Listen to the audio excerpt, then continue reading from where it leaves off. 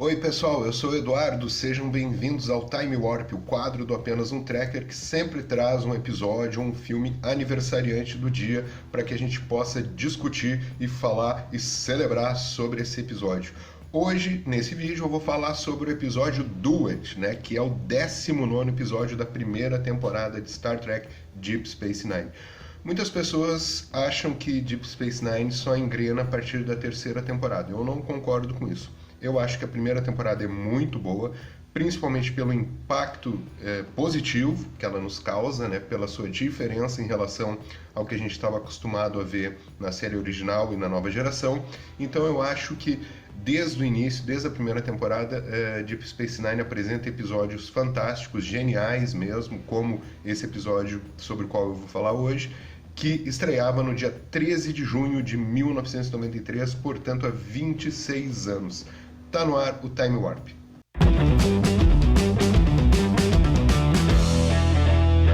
Galera, quem está assistindo o vídeo, por favor, já se inscreve no canal, deixa o like, aperta o sininho para receber todas as notificações e se quiser também pode se tornar um apoiador do Apenas um Trekker clicando no link que está na descrição do vídeo.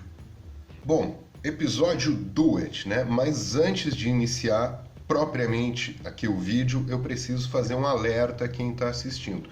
Se tu gosta de Star Trek fechado em si mesmo, né, o que não tem problema nenhum, esse vídeo não vai te interessar. Por quê? Porque o meu objetivo com ele é relacionar a história que nós vimos no episódio com alguns acontecimentos históricos do século XX, né? Mais precisamente o caso do nazismo e dos crimes de guerra cometidos pelos oficiais nazistas, né? Então, para isso, eu dividi o vídeo em duas partes. Na primeira metade dele, eu vou traçar um panorama, fazer um contexto histórico, né, sobre o tema que eu vou relacionar com o episódio em si. E na segunda parte, sim, fazer essa articulação, né, falando sobre a história do episódio, mas relacionando com o que aconteceu realmente na história e que, na minha visão, está bastante presente nesse episódio. Então, se isso não te interessar, né, agora é o momento de dar pausa aqui nesse vídeo e procurar um outro vídeo aí no canal que eu tenho certeza que tu vai gostar. Eu te garanto que tem material sobre Star Trek bastante interessante no canal. Muito bem, o episódio Do It, ele tem tudo a ver com o contexto do pós-guerra, e eu me refiro à Segunda Guerra Mundial. Por quê? A história do episódio trata da chegada de um criminoso de guerra cardassiano que chega na estação e a figura desse personagem se aproxima muito, na minha interpretação, à figura do Adolf Eichmann, que foi um burocrata nazista que era o responsável pela logística, né, dos trens de transporte dos judeus até as câmaras de gás, até as valas comuns onde eles eram fuzilados e enterrados, e também aos campos de concentração. Então, na minha visão, esse personagem se aproxima muito do Adolf Eichmann, né? Quem foi o Eichmann, né?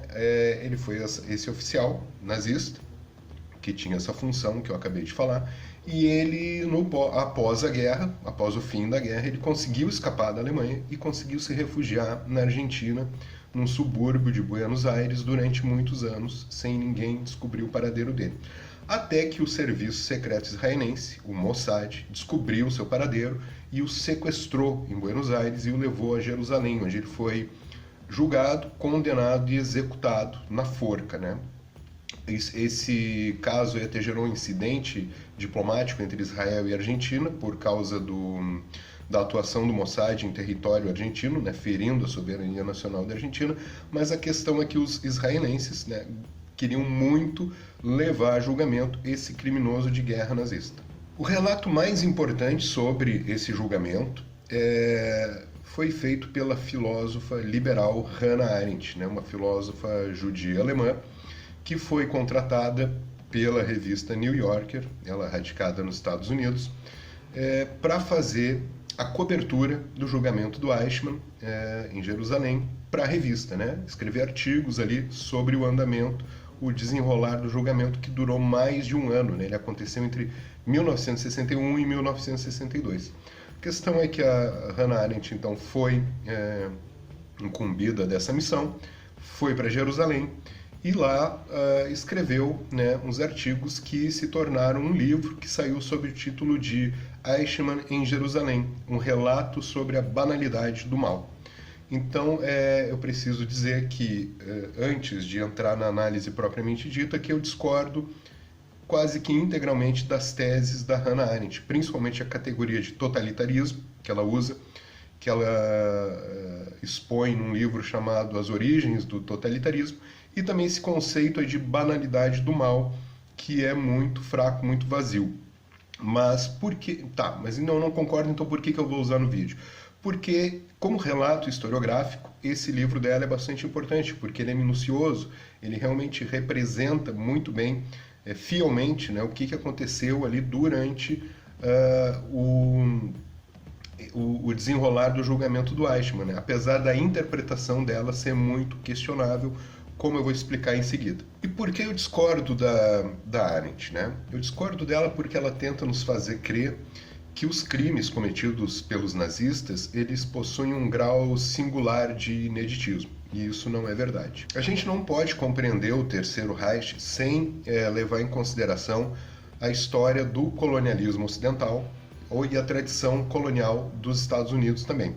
Os Estados Unidos criaram, para vocês terem uma ideia, o Estado racial, que depois foi implementado na Alemanha, criaram um genocídio, no caso dos indígenas, né, a conhecida Marcha para o Oeste, na qual os indígenas foram sendo deportados, foram sendo colocados em reservas, ou então simplesmente foram exterminados, assim como os nazistas fizeram em relação aos territórios eslavos no leste europeu. Os Estados Unidos fez a Marcha para o Oeste, os alemães fizeram a Marcha para o Leste, germanizando os territórios eslavos, né? Da mesma forma que os norte-americanos fizeram, através de reservas, depois do extermínio mesmo, né, físico dos eslavos. E os Estados Unidos também se utilizaram largamente da eugenia, que é algo muito caro aos nazistas, né? A eugenia foi criada na Inglaterra, até por um primo do Darwin, que eu não me lembro o nome agora, mas ela prosperou mesmo nos Estados Unidos, né? A eugenia é esterilizar grupos sociais que são considerados inferiores para que eles não se reproduzam, né? E para que haja uma purificação da raça, né? Na Bíblia do nazismo, escrita por Hitler, né, o livro Mein Kampf, se vocês forem lá ler, analisar cientificamente, criticamente o livro, vocês vão encontrar vários elogios aos Estados Unidos, né? Os Estados Unidos serviram realmente como uma inspiração para os nazistas, assim como o Alfred Rosenberg, também um outro importantíssimo ideólogo nazista, ele falava que os Estados Unidos eram um esplêndido país do futuro, né? Palavras dele, justamente por conta do Estado racial. O Estado racial é um Estado para uma raça só, né? No caso dos Estados Unidos, era um Estado para os brancos, né? A liberdade, a democracia, ela existia para os brancos e não para os negros, né? A lei era diferente para ambos, né? O apartheid nos Estados Unidos existia até pouquíssimo tempo atrás, 5 décadas atrás, até o final dos anos 60, como é brilhantemente abordado no episódio Far Beyond the Stars, né, de Star Trek Deep Space Nine também, lá a questão do Benny Russell. Tem um vídeo aqui no canal onde eu disseco esse episódio à luz dessa crítica do racismo. Outro fato importante que a gente não pode esquecer é que os campos de concentração, né, que são associados imediatamente aos nazistas, quando a gente ouve essa expressão, esse termo, eles existiram nos Estados Unidos também. Após o ataque de Pearl Harbor, foram criados campos de concentração para as pessoas de origem japonesa, né? George Takei, o nosso Sulu, né, de Star Trek, ele foi confinado num desses campos de concentração junto com a sua família, e o Império Colonial Inglês usou e abusou desse expediente de campos de concentração na África, né, com a tortura e o extermínio de milhões de africanos. Para se ter uma ideia das relações estreitas que existem entre o surgimento do nazismo e a tradição colonial do Ocidente, tradição colonial dos Estados Unidos, né, o racismo norte-americano, é que um termo central aí na ideologia nazista seria o termo Untermenschen, né, que significa sub-homem, sub-raça. Esse termo foi criado nos Estados Unidos por um autor chamado Lothrop Stoddard, que ele escreveu um livro chamado A Ameaça dos Sub-Homens, né?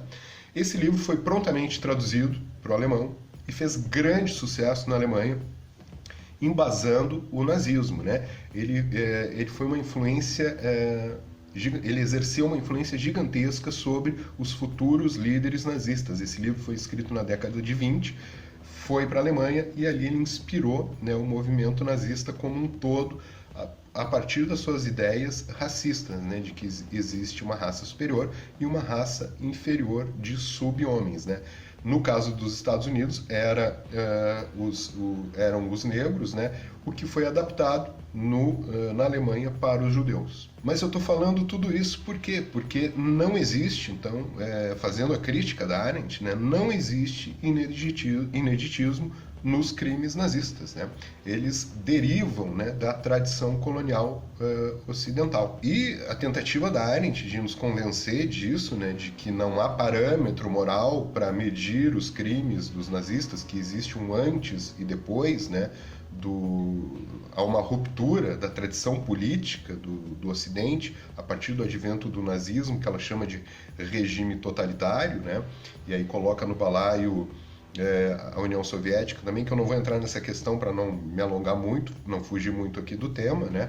Mas a questão é que ela tenta nos convencer disso, né? Desse totalitarismo, dessa categoria que é vazia, que ela inventa, sobre o nazismo, porque única e exclusivamente Hitler quis estabelecer um império colonial que os outros países como Inglaterra, França, Estados Unidos já tinham feito ao redor do mundo, Estados Unidos também muito dentro do seu território. Ele quis implantar um império colonial dentro do próprio território da Europa, né? Escravizando e matando pessoas brancas também, como no caso dos eslavos. Por isso, a categoria de totalitarismo é uma categoria vazia que não tem sentido, porque se a gente colocar o regime nazista da Alemanha, década de 30, né, e 40, sob essa categoria de totalitarismo, regime totalitário, a gente tem que colocar Estados Unidos e Inglaterra também, porque eles já tinham implantado, né, essas medidas que ela chama de totalitárias nas suas colônias, né? E os Estados Unidos dentro do seu território também. Então, uma categoria que não tem sentido nenhum, e também ela coloca regimes absolutamente opostos, como o regime socialista da União Soviética, junto na categoria de totalitarismo, ou seja, uma tentativa liberal também de liquidar com a tradição revolucionária para dizer, olha, a União Soviética e os comunistas são tão totalitários quanto os nazistas. Mas a questão é que o relato da Hannah Arendt acabou decepcionando muita gente porque as pessoas esperavam que ela pintasse, né, o retrato do Adolf Eichmann como um monstro sanguinário, e ela não faz isso, né? Ela é judia, Hannah Arendt, então se tinha muito essa expectativa justamente, né, como uma forma de talvez vingança, né, do povo judeu em relação ao Adolf Eichmann. E ela não faz nada disso, né? Ela pinta ele como de fato ele era, né?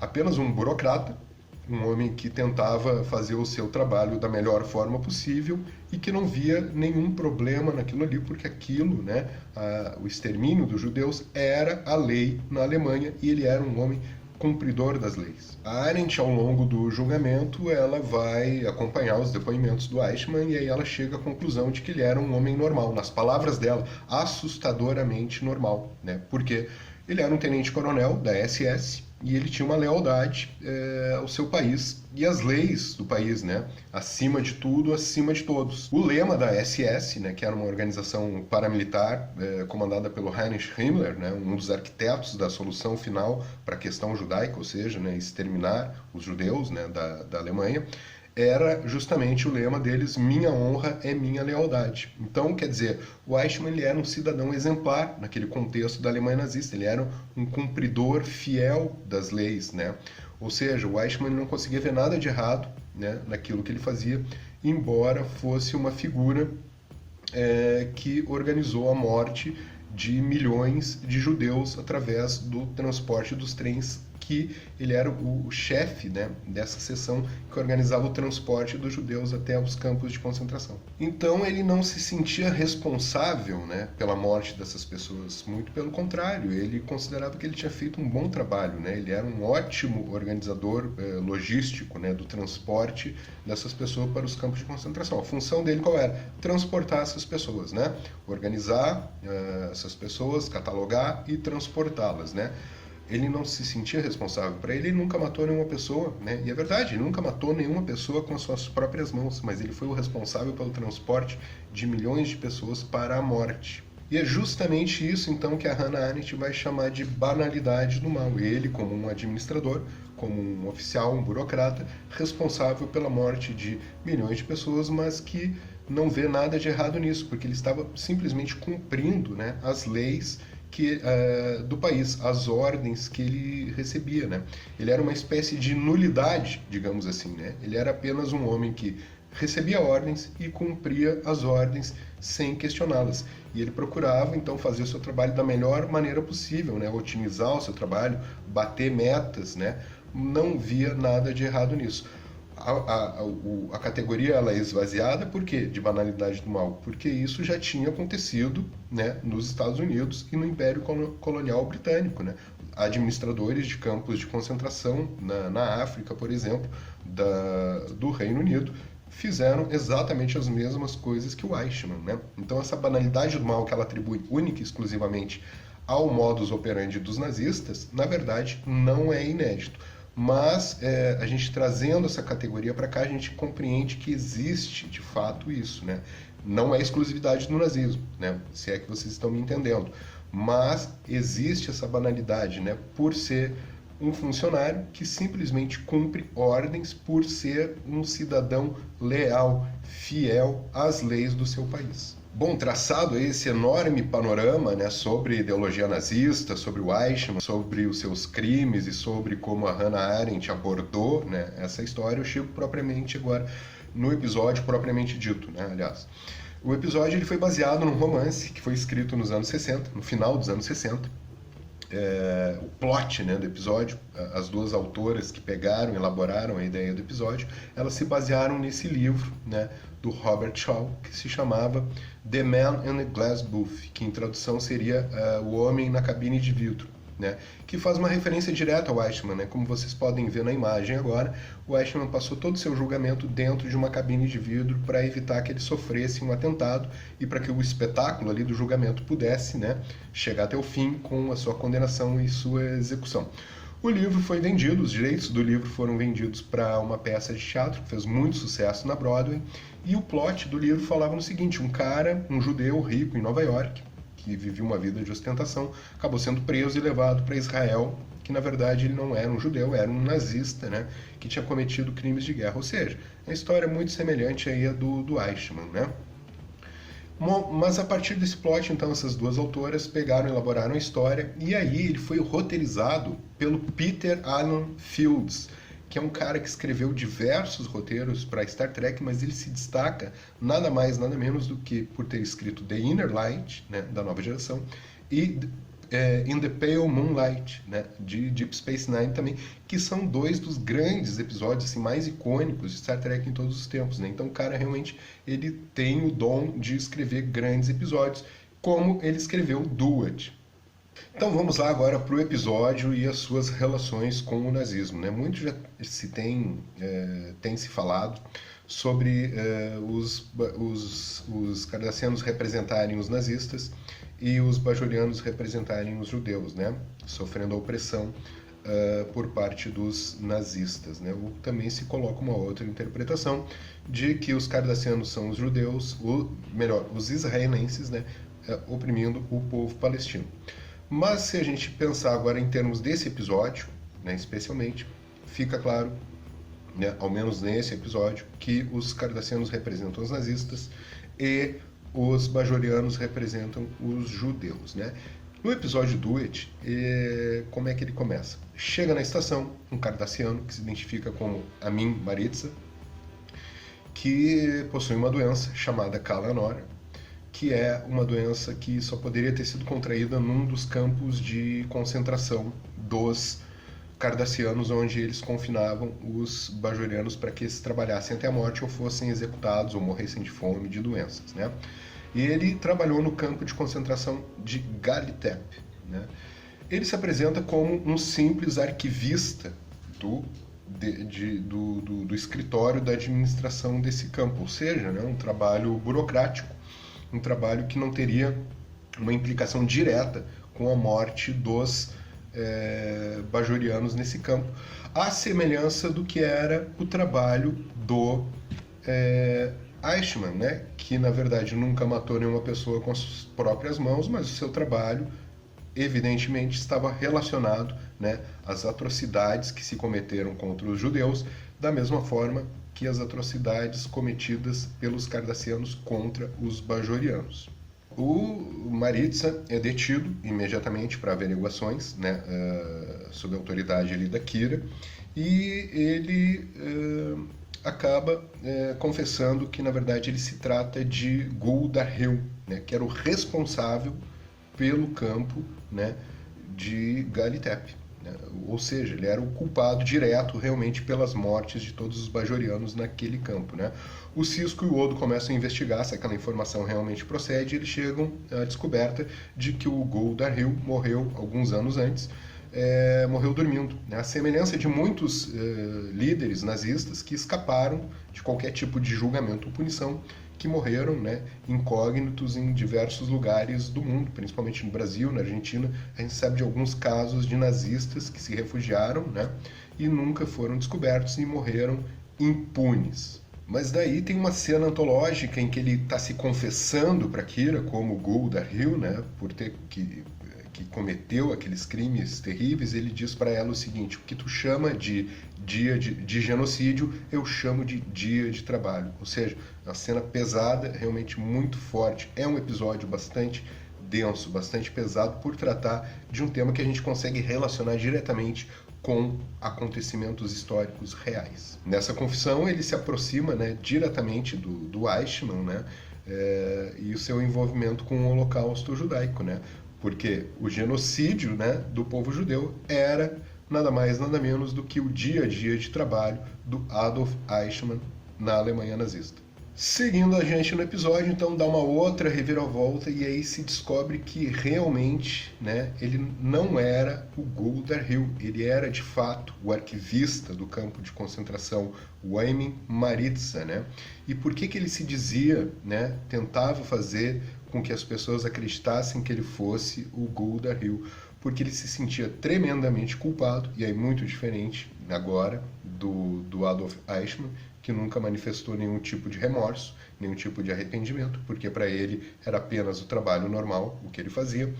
O Maritsa, ele se sente terrivelmente culpado por ter participado de tudo aquilo e não ter conseguido se insurgir contra aquele genocídio do povo bajoriano, né? Por quê? Porque ele também, dentro ali das leis cardassianas, ele seguia à risca a burocracia e fazia o seu trabalho de arquivista normalmente. Então ele tenta se passar pelo Gul Darhil, que acabou ficando impune na história, morreu sem pagar pelos seus crimes, de modo a compensar um pouco, né, em relação ao povo bajoriano, para que alguém fosse condenado no lugar do Gul Darhil. No caso seria o Maritsa, né, tomado pelo arrependimento, pelo remorso atroz de ter participado dessas atrocidades contra os bajorianos. Então, resumindo, para finalizar, né, de semelhante com essa história, tem o fato desse funcionário burocrata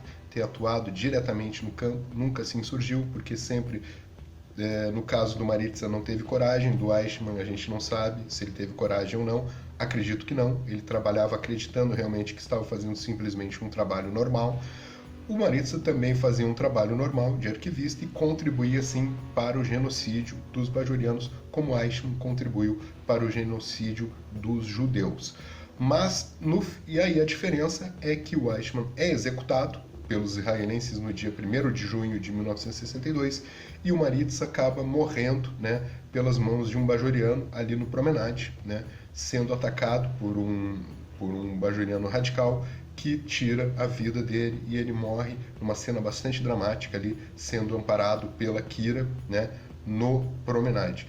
Inclusive, né, se diz algumas entrevistas sobre esse episódio, se fala que o plot também, né, o argumento do episódio era você proteger o seu maior inimigo, como acontece ali no caso dessa cena, né, que a Kira fica absolutamente chocada com o atentado contra Maritza. Enfim, galera, um longo vídeo, né, para tentar relacionar os acontecimentos da Alemanha nazista com o julgamento do Adolf Eichmann, a partir da ótica da Hannah Arendt, né, no seu livro Eichmann em Jerusalém, um relato sobre a moralidade do mal, e um episódio de Star Trek Deep Space Nine que aborda temas muito aproximados disso tudo que a gente discutiu aqui nesse vídeo. Espero que vocês tenham gostado, tenho certeza que nem todos acompanharam até o final, mas quem conseguiu vencer esse vídeo, conseguiu chegar aqui, por favor, vamos continuar esse debate, né, que é bastante interessante, nos comentários. E eu aguardo vocês no próximo vídeo aqui do Apenas um Trekker. Uma vida longa e próspera a todos. Tchau!